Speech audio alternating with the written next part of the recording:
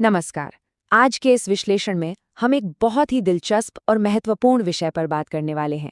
हाल ही में 80वें स्वतंत्रता दिवस के मौके पर लाल किले से प्रधानमंत्री का जो संबोधन हुआ, वो सिर्फ एक आम भाषण नहीं था। उसमें पिछले 12 सालों की परफॉर्मेंस की एक डीप डाइव रिपोर्ट थी और साथ ही भारत के फ्यूचर के लिए एक बहुत ही तगड़ा रोड मैप भी। तो चलिए, बिना टाइम वेस्ट किए इस मास्टर प्लान को डिकोड करते हैं और समझते हैं कि इसमें हमारे और आपके लिए आखिर है क्या। अब इस पूरे रोड मैप को आसानी से समझने के लिए हम इसे 5 मुख्य हिस्सों में बांट सकते हैं।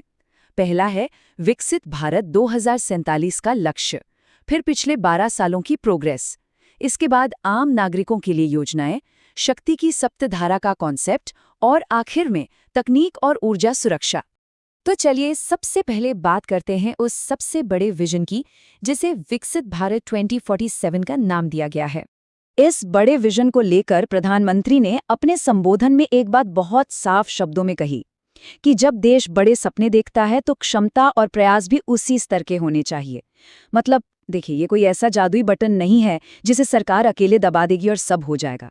140 करोड़ देशवासियों को साथ मिलकर एक ही दिशा में अपनी पूरी ताकत लगानी होगी, तभी ये विजन हकीकत बन पाएगा।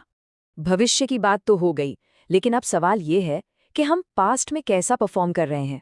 आइए पिछले 12 सालों की प्रोग्रेस पर एक नज़र डालते हैं। यहाँ ये आंकड़ा देखिए, 33 गुना। जी हाँ, 33 टाइम्स। ये कोई छोटा मोटा नंबर नहीं है। ये सीधे तौर पर बता रहा है कि पिछले कुछ ही सालों में भारत में मोबाइल फोन का प्रोडक्शन कितनी जबरदस्त रफ्तार से बढ़ा है। सोचिए, इतने कम समय में प्रोडक्शन कैपेसिटी का इस लेवल तक पहुंचना ग्लोबल मार्केट के लिए एक बहुत बड़ा सिग्नल है। और खास बात यह है कि ये उछाल सिर्फ मोबाइल्स तक सीमित नहीं है। अगर हम बड़े मैन्युफैक्चरिंग सेक्टर को देखें तो डिफेंस प्रोडक्शन यानी रक्षा उपकरणों के निर्माण में 4 गुना और इलेक्ट्रॉनिक्स में 7 गुना की शानदार छलांग देखने को मिली है। यानी साफ है कि पिछले एक दशक में इंडस्ट्रियल लेवल पर सच में एक बहुत बड़ा और पॉजिटिव शिफ्ट आया है। सिर्फ फैक्ट्रियां ही नहीं, डिजिटल स्पेस में भी एक अलग ही क्रांति चल रही है। इंटरनेट यूज करने वालों का एक्सपोनेंशियल तरीके से बढ़ना, रिकॉर्ड संख्या में नए आविष्कारों के लिए पेटेंट्स को मंजूरी मिलना और हर नुक्कड़ पर डिजिटल पेमेंट्स का इस्तेमाल होना, ये सब दिखा रहा है कि डिजिटल इंडिया अब सिर्फ एक नारा नहीं रहा, हमारी रोजमर्रा की जिंदगी का एक पक्का हिस्सा बन चुका है। अब इंडस्ट्री और टेक्नोलॉजी से थोड़ा आगे बढ़ते हैं और देखते हैं कि इन सब का ग्रासरूट लेवल पर यानी आम इंसान की जिंदगी पर क्या असर पड़ रहा है। देखिए, कोई भी देश तब तक विकसित नहीं हो सकता जब तक उसकी नींव मजबूत ना हो। इसीलिए फोकस इन 4 बेसिक चीजों की तेजी से डिलीवरी पर है।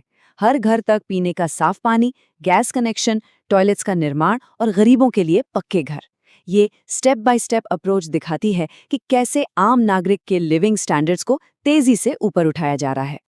लेकिन रुकिए, अगर आपको 21वीं सदी में एक तेज रफ्तार गाड़ी दौड़ानी है, तो आप 20वीं सदी के पुराने और आउटडेटेड टायर्स के साथ ऐसा नहीं कर सकते हैं ना।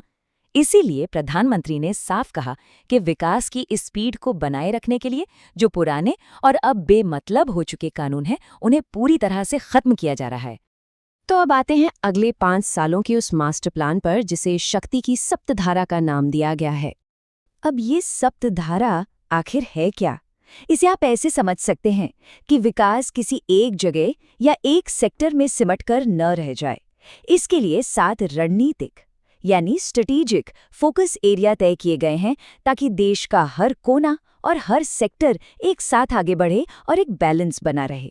ये वो 7 अहम पिलर्स हैं: मैन्युफैक्चरिंग, खेती और फूड प्रोसेसिंग, टेक्नोलॉजी और इनोवेशन, हमारा इंफ्रास्ट्रक्चर, डिफेंस, पर्यावरण के अनुकूल ग्रीन और ब्लू इकोनॉमी और भारत की ग्लोबल सॉफ्ट पावर। सच कहूं तो ये एक बहुत ही कॉम्प्रिहेंसिव ब्लूप्रिंट है, जिसमें खेत खलिहान से लेकर स्पेस तक और दुनिया भर में भारत के प्रभाव तक सब कुछ कवर कर लिया गया है। चलिए अब इस विश्लेषण के सबसे फ्यूचरिस्टिक और अहम हिस्से की तरफ बढ़ते हैं, हमारी टेक्नोलॉजी और हमारी एनर्जी सिक्योरिटी। आज के मॉडर्न वर्ल्ड में अगर आपको सुरक्षित रहना है तो खुद की तकनीक बनानी ही होगी। चाहे वो आसमान में ड्रोन और काउंटर ड्रोन सिस्टम्स हों, सुपरफास्ट हाइपरसोनिक टेक्नोलॉजी हो, हमारी डिजिटल दुनिया को बचाने के लिए साइबर सिक्योरिटी को मजबूत करना हो, या फिर सेमीकंडक्टर प्लांट्स लगाना हो। और इसके साथ ही आते हैं फ्री ट्रेड एग्रीमेंट्स। ये सब कुछ इस बात पर टिका है कि हम अपने युवाओं की स्किल्स का कितनी अच्छी तरह इस्तेमाल कर पाते हैं। अब यहाँ एक बहुत दिलचस्प बात आती है। फ्यूचर की टेक्नोलॉजी की बात करें तो एक तरफ हमारे पास आर्टिफिशियल इंटेलिजेंस और बड़े डेटा सेंटर्स हैं जिन्हें चलाने के लिए बेशुमार बिजली चाहिए, और दूसरी तरफ हमें अपने पर्यावरण से जुड़ी जिम्मेदारियां भी निभानी हैं। इसीलिए फोकस क्लीन एनर्जी पर शिफ्ट हो रहा है, जैसे रूफटॉप सोलर पावर और समंदर से मिलने वाली ऊर्जा। इन दोनों के बीच सही बैलेंस बनाना ही फ्यूचर का सबसे बड़ा गेम चेंजर साबित होगा। क्लीन एनर्जी के मोर्चे पर पीएम सूर्य घर योजना को देखिए। ये सिर्फ बिजली का बिल कम करने के बारे में नहीं है। इसका असली मकसद ये है कि एक आम परिवार सिर्फ बिजली इस्तेमाल करने वाला ना रहे, बल्कि वो एक एनर्जी प्रोड्यूसर भी बन जाए। सोचिए, अपनी ज़रूरत की बिजली बनाई और जो एक्स्ट्रा बची उसे बेचकर कमाई भी कर ली। है ना कमाल का आइडिया?